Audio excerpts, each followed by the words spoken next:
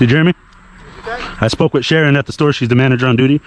Because everyone at the store said that they spoke with you guys and said... You know what? I don't believe it. I ordered something in wood. If it rains, it's going to get wet. I understand what you're saying. I'm not the one who misinformed you. I don't know what to tell you, man.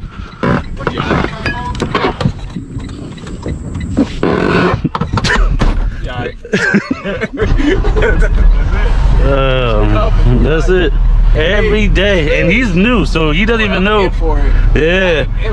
I mean, because I called and you heard me talk to them, and I was like, hey, you know, the customer thinks we're just gonna slide it right in. This is not for the week. That's it. But y'all go ahead and smash that like button, leave a comment down below. Let us know what you think down in the comment section about the interaction. I mean, it's kind of like one of those things where if you're misinformed, you think that you're getting a service that you're not, and because of the whole, I can't say the word because YouTube's algorithm will mess with the only time I do an in-garage delivery is if the garage is like a warehouse and I can drive the forklift in, forklift out. I don't got to worry about a low ceiling. I don't got to worry about hitting stuff, like maneuvering around. It's not even worth it. It's really not, you know, especially when it's a curbside delivery. Anything beyond curbside is driver discretion.